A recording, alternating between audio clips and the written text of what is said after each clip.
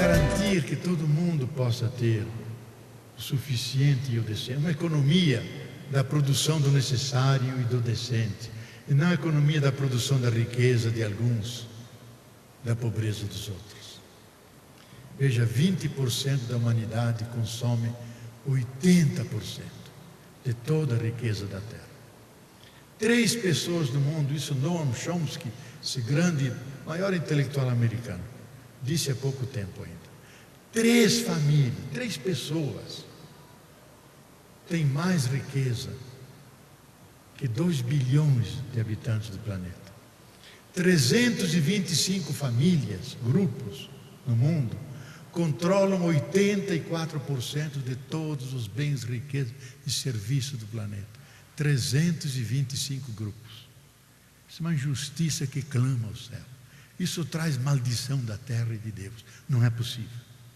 Então, assim como a terra está, não pode continuar. E se nós continuarmos assim, diz esse grande cientista que criou a ideia de Gaia como superorganismo vivo, vale a pena ler o livro dele, A Vingança de Gaia.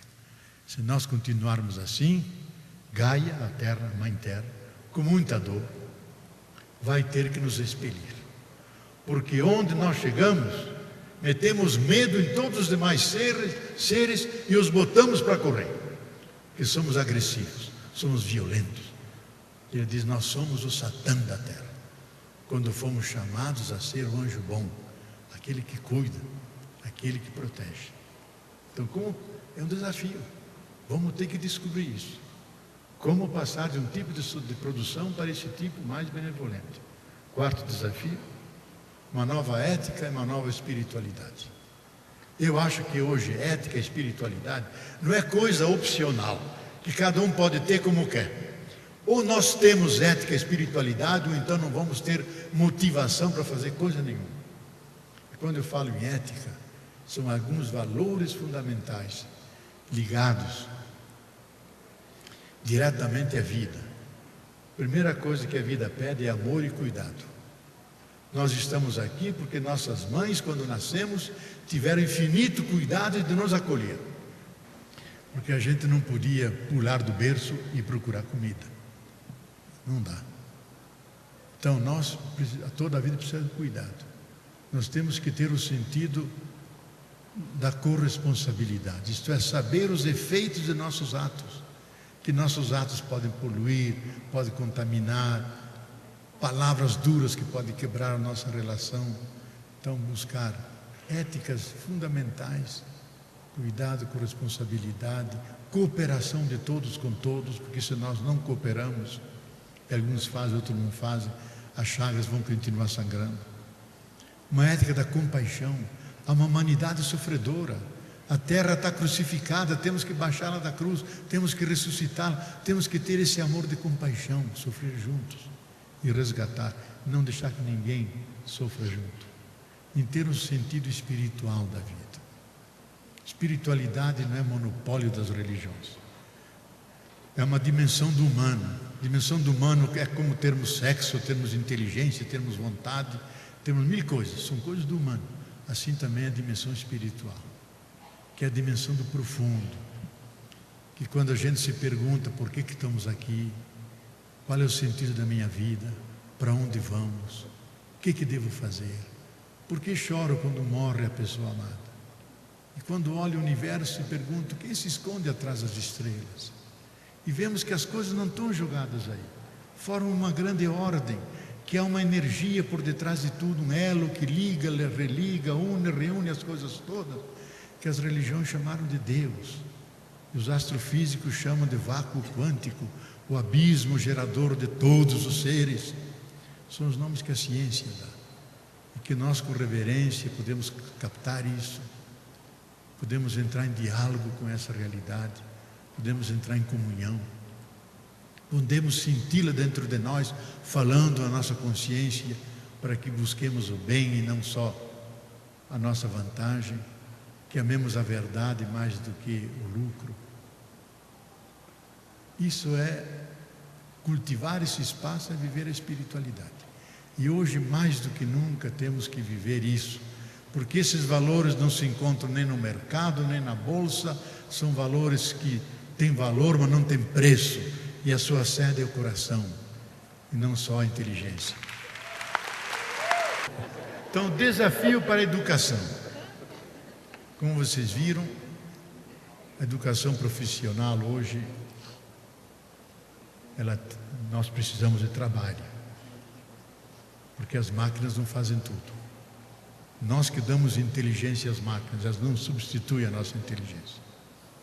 Então, acho que toda educação tem que nos educar primeiramente, não só incorporar tudo aquilo que a humanidade trouxe na sua história, assimilar, incorporar, fazer nosso.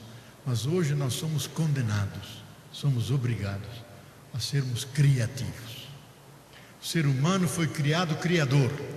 E ser criativo significa, face a cada realidade mutante que muda, temos que ser flexíveis, buscar as melhores formas de poder entrar em contato com ela.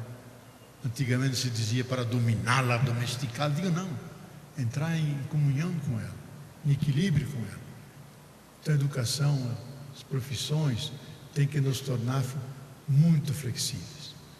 Os alemães falam dos Fachidioten, os idiotas especializados, que só sabem uma coisa, aquilo que aprenderam.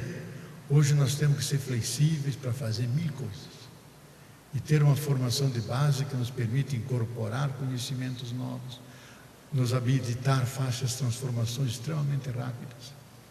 Eu vejo com os netinhos lá em casa, eles já nascem dominando o computador, dominando o vídeo. Eu sou um jurássico de outras eras, não sei manejar isso, não fui alfabetizado nessa área. Então eles nasceram já dentro das relações morfogenéticas. Isto é uma transformação que ocorreu num pequeno grupo, passa para todo aquele grupo, passa para todas as crianças. Agora, quando nós somos velhos, chegamos atrasados nisso. A educação nos obriga a sermos criativos, abertos, profissionais, multidimensionais. Nos tem que ensinar a ser solidários. Toda a nossa cultura é individualista, cada um fazendo por si, não olhando pelos lados. Hoje temos um destino coletivo, a humanidade. Do homem passamos para a humanidade. Temos que olhar para o lado, dar-nos as mãos, crescer juntos. Temos que ser cuidadosos, incorporar o cuidado dentro de tudo que fazemos.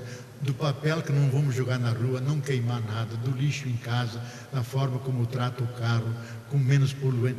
Cuidar de tudo, porque se não cuidamos, não criamos aquele ethos, aquele costume, aquele hábito de tratar todas as coisas como um valor que elas têm em si mesmas e não só para a utilidade dos seres humanos. Uma educação que nos tem que educar para a responsabilidade coletiva. Não podemos fazer o que queremos. Temos que fazer aquilo que o desafio atual do mundo, do Brasil, do planeta pede.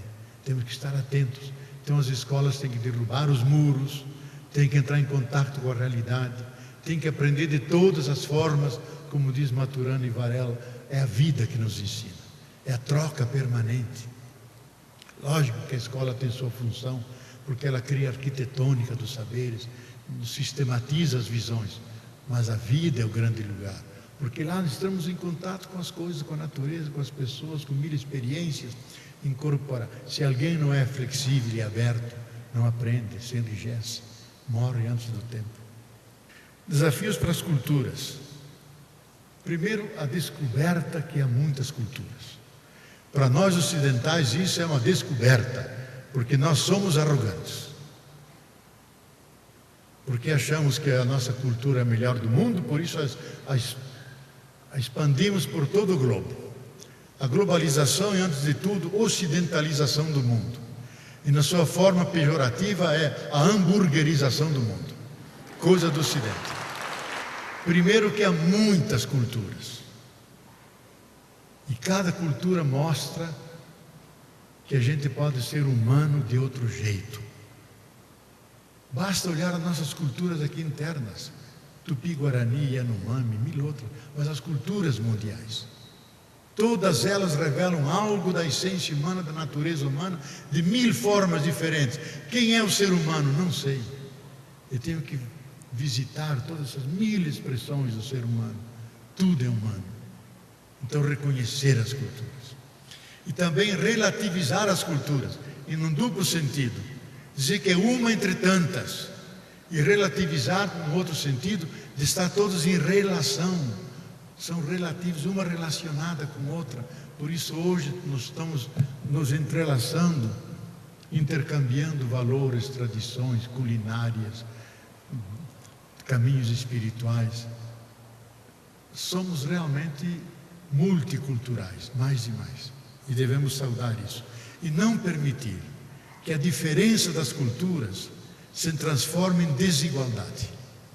Como esse estúpido de um Berlusconi diz: a nossa cultura é a melhor do mundo e temos que impô-la. Temos a melhor religião, melhor tecnologia, melhor democracia, que ele, aliás, não vive. Então, temos que espalhá-la para o mundo inteiro. Isso é arrogância e estupidez. Só podia ser da cabeça do Berlusconi.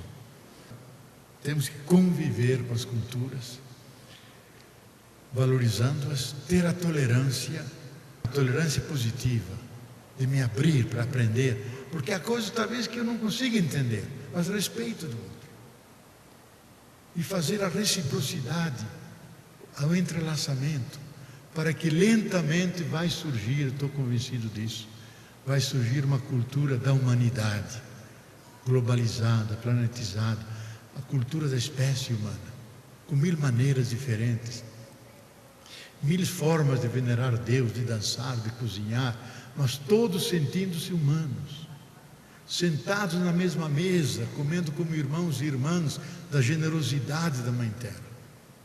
Por fim, a integração. Eu acho que o grande desafio hoje é fazer que todos se sintam dentro da sociedade e do planeta. Que grande parte da humanidade é excluída. São os zeros econômicos, que não produzem quase nada, não consomem quase nada, e são os que mais padecem com aquecimento, sem ter culpa nenhuma. Não poluíram nada. Então, ou nós nos integramos com uma grande família, dentro de uma única casa, não temos outra para morar, ou então vamos ao encontro de possíveis tragédias. Há um famoso livro que está em português, de um grande pensador francês, é assessor do Sarkozy, foi antes de outros presidentes, que escreveu um livro interessante, Breve História do Futuro. Ele pinta 3 cenários. Cenário do hiperimpério, que estamos agora, se diluindo. Segundo cenário da hiperviolência. Curiosamente ele diz, e começa com a pirataria. Não é que começou mesmo com a pirataria lá na Somália? Hiperviolência. De grupos, então, em vez de globalização, uma espécie de balcanização do mundo, onde grupos têm acesso a armas de grande destruição, que ocupam uma fábrica, ocupam um bairro, ameaçam todo mundo. E pode destruir uma cidade inteira como o Rio, ou como o Brasil. Hiperviolência. E isso, diz ele, não é impossível, porque estamos num processo de desagregação, cada grupo se autoafirmando. Até que chega o terceiro momento, quando a humanidade se dá conta, ou podemos nos destruir, ou podemos nos salvar. Então vem a hiperdemocracia, uma espécie de governança global do planeta. Temos esses recursos, todos vamos ser socialistas, não por ideologia, mas por matemática. Temos esses recursos, como vamos repartir esses recursos entre nós, com os animais, os cachorros, os gatos, os passarinhos, e vivermos nessa casa comum. Ele termina dizendo, eu sou agnóstico, não consigo crer, mas peço que todos rezem para que isso aconteça. Todos nós um dia estávamos no coração das grandes estrelas vermelhas, porque lá se formaram todos os elementos que compõem o universo, a Terra, cada um de nós. As estrelas explodiram, jogaram esses elementos pelo universo todo e surgiram os sóis, as galáxias, planetas, a vida humana e nós. Se nós nascemos do coração das estrelas, é sinal que nós nascemos para brilhar e não para sofrer. Porque esse eu acho que é o sentido